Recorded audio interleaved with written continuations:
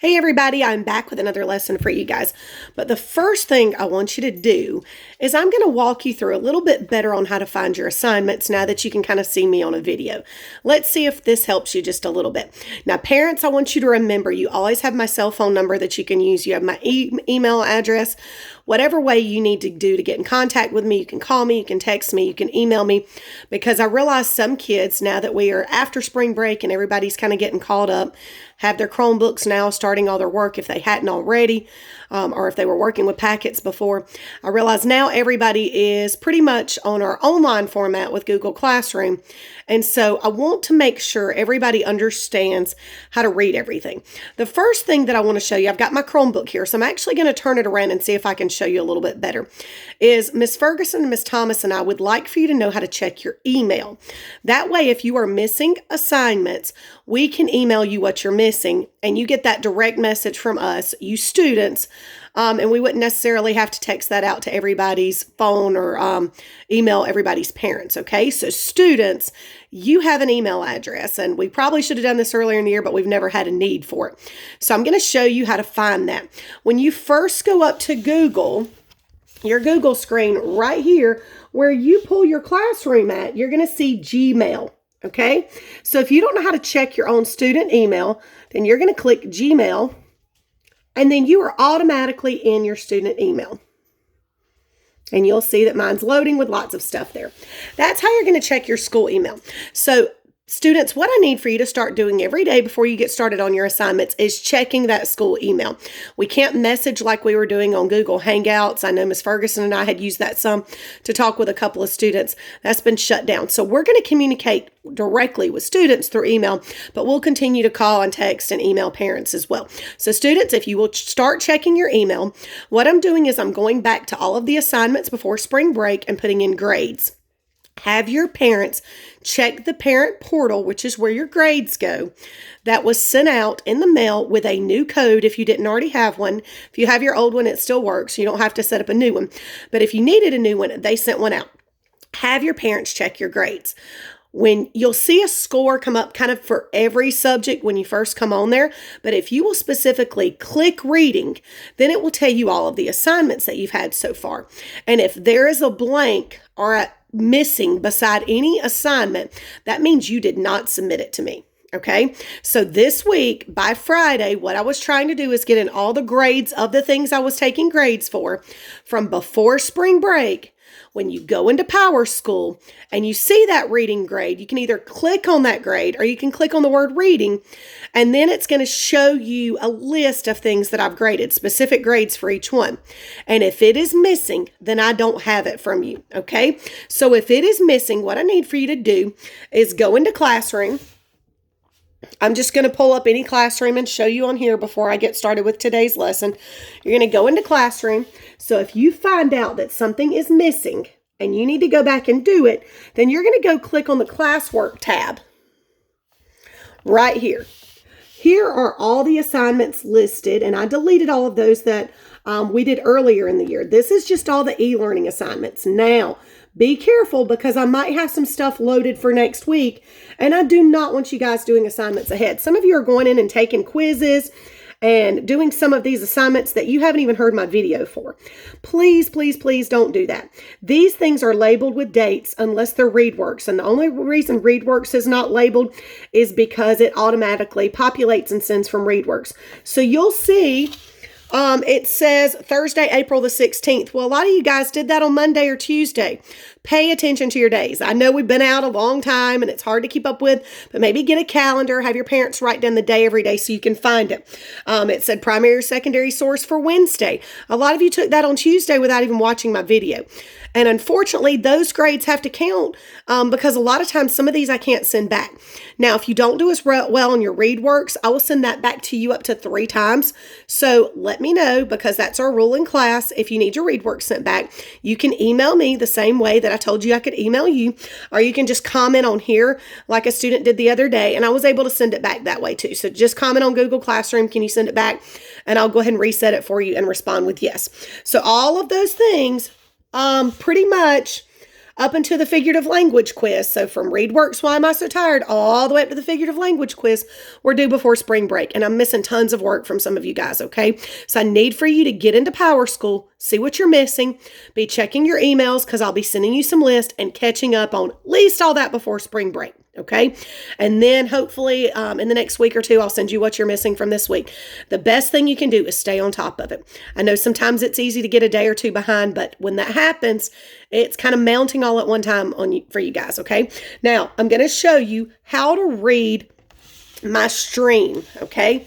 Now this is what pops up every day when you go into reading. Now, this is what is causing some of you some confusion. You see these little blue things right here? That just means it sent it to the classwork tab, and I didn't have anything to do with posting those at the top, okay? If I posted an assignment or a quiz for that day, it automatically sends it to the classwork tab and then puts a little blue thing there, okay? I'm sorry, I can't do anything about where it sticks the little blue thing, okay? So just because you see a blue one, don't click on it yet, okay? Please don't click on it just because you see it at the top.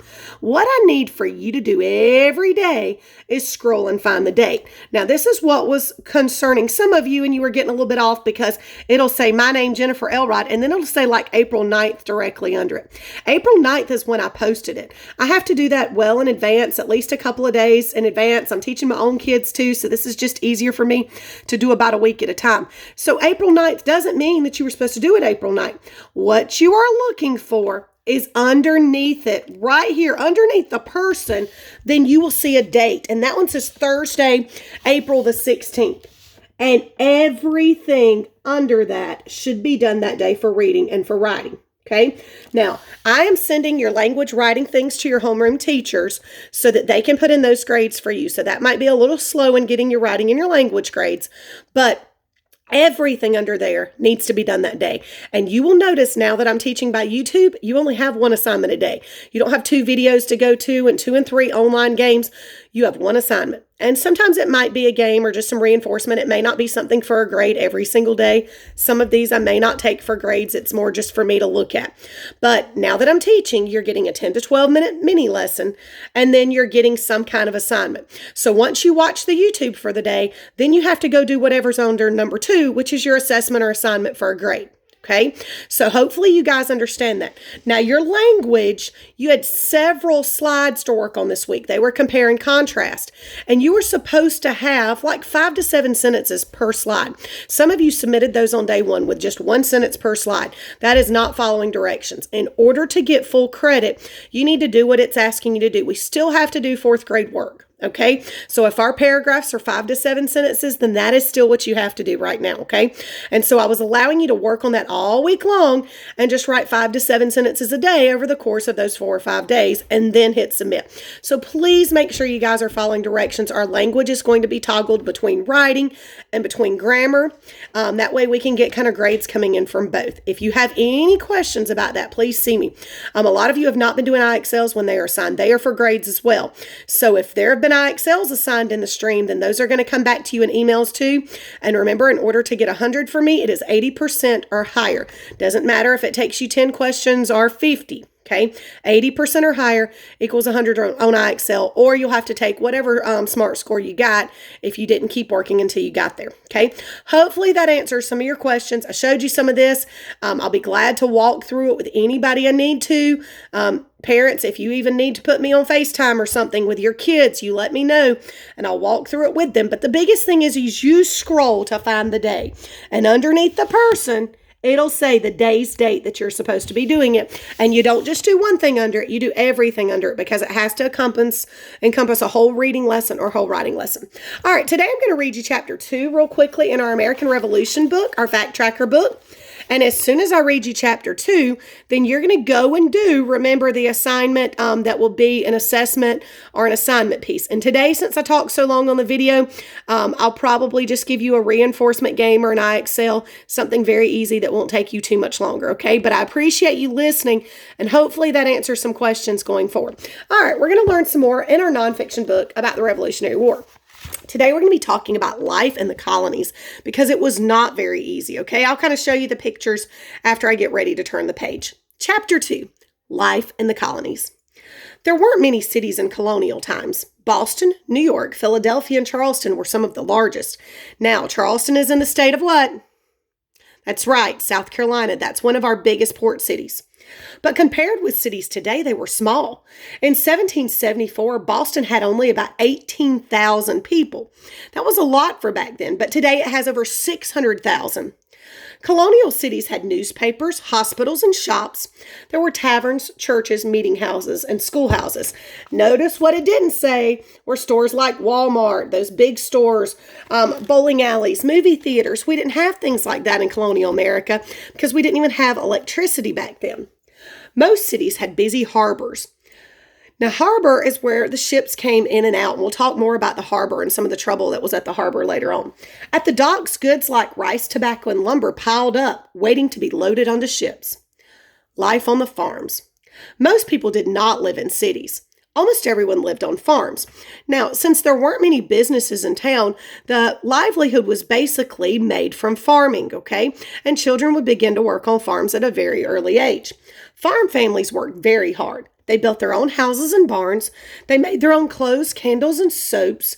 They grew much of their own food. Many families worked from dawn to dusk, so farming was a family affair. Most colonists never went far from home. Travel was slow and difficult. Why would travel be slow and difficult? Remember, we didn't have cars back then or motorcycles, buses. We didn't even really have trains or anything nearly around this time. It would be much later before we introduced the Transcontinental Railroad. So really, they're just traveling by horse or by foot. There were very few roads at all. Most people traveled on horseback or foot. 9 out of every 10 colonists lived in the country. And if you know anything about fractions or percents, 9 out of 10 would be 90% lived in the country as opposed to living in town. Farms were often far away from one another. Because they didn't see many people, the colonists welcomed guests. Some guests stayed for weeks at a time. Think about having someone come stay at your house for weeks or months because they traveled so far to get there. Now, if it's a house guest you love or an uncle or an aunt you absolutely love and don't get to see for a while, that'd be fine. But if it's somebody that's going to get on your nerves after a couple of days, they are there to stay. Colonial houses. Colonial houses didn't all look alike. Some were made of brick and stone and others were made of wood. Some were simple cabins or farmhouses. Others were beautiful mansions. Because families were large, children shared beds. And a lot of times that was just kind of down mattresses on the floor. It wouldn't even necessarily be on a bed frame. There were large stone fireplaces in most houses. Some fireplaces were big enough for a man to stand up in. Now, why would they be so big? I'll show you. Check out the size of this pot that she's got going there. A lot of times they cooked in these huge kettles or pots, but also you're going to have to find out they had to put big pots that big underneath the fire to heat them for baths. So it's going to have to be big enough to hold a child or an adult. People use fireplaces to heat their homes and for cooking. People sat by the fire to stay warm, but even with fireplaces, houses were often cold in the winter. At night, water often froze in pitchers and jugs, and we know water freezes at 32 degrees inside the house. Window panes were often made of oiled paper instead of glass. People warmed their beds by rubbing the covers with pans of hot coals before they went to bed. Except for the fire, candles gave the only light. You'll see here's some kiddos in one of those big bathtubs that I was telling you about that they would have to heat water and pour in like that. Houses had no bathrooms or running water. Almost everyone got water from wells or streams. The colonists used pots or outhouses for toilets. The pots people used for toilets were called chamber pots. Most people wash their hands and face every day. Well, that's definitely good in this pandemic here.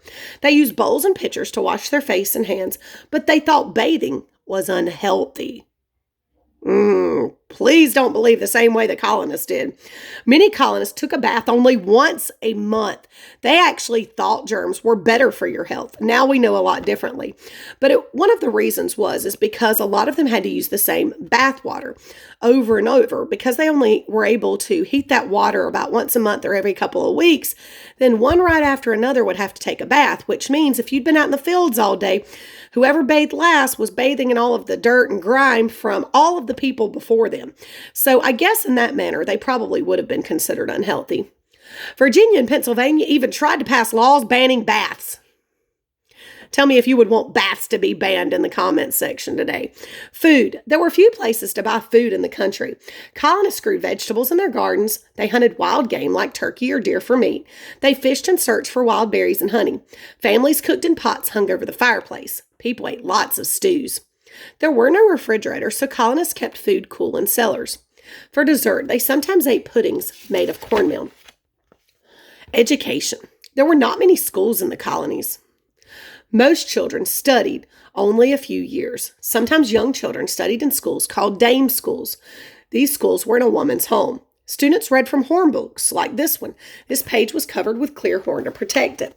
And a real horn book would definitely be a primary source like we talked about earlier this week. Many children went to one-room schools. All the grades studied together. Students wrote with goose quills dipped in ink. Would you want to be in a class with like 20 other kids from kindergarten all the way to about 8th grade is when most of them finished before they went to work on the family farms? Colonial dress. All right, let's see what you guys would have worn if you were a colonist. Parents often treated children like small adults. Children even dressed like grown-ups. Boys wore breeches, stockings, and waistcoats. Girls wore long gowns and linen caps called coifs. This is what you would be wearing if you lived in colonial times when you dressed up. Children at work. Many children were expected to work as hard as adults. When they were 6 years old, they were considered full-time workers. In the country, boys worked with their fathers. They helped build houses, tend livestock, chop wood, and hunt. Many boys went to work as apprentices. They often worked for 7 years before they learned their craft. In many homes, girls worked with their mothers. They learned to cook, sew, and make candles and soap. They also learned to spin wool and flax into cloth called homespun. Many girls married and kept house when they were still teenagers. If you were a colonist, these are some of the jobs you might do. Teachers taught school, but sometimes they also had to help churches by digging graves. This teacher is not going to be a grave digger. Barbers cut hair and sometimes worked as doctors and dentists. Printers printed newspapers, books, and pamphlets. Shipbuilders were good carpenters who built ships. Blacksmiths made things out of iron, such as shoe for horses, and tanners turned animal skins into leather. So if you weren't a farmer, there weren't a whole lot of choices of what you could be, and then you would have to train or apprentice for that job that you wanted to be, and you may have to have multiple jobs, which I think all of your parents have multiple jobs right now since they're homeschooling you as well. All right, since you guys listened so long today, I'm not going to do anything for a grade today. I'm going to put 1 or 2 game links on there with just some of the concepts that we've studied about in class, and you guys can click on those and do a little bit of practice on those. And then remember, for writing in language, I want you to wrap up that compare and contrast slide and hit submit on it, but make sure you follow the directions of how many sentences per slide. Not total. If you did it wrong and sent it to me on Monday with just a sentence per slide, I sent it back to you with directions on how to fix it, okay? All right, thank you guys for listening so long today. Hopefully that answers most of your questions about how to find my assignments and how to do this stuff. I love and I miss you guys so much, and hopefully we'll be together soon. Bye.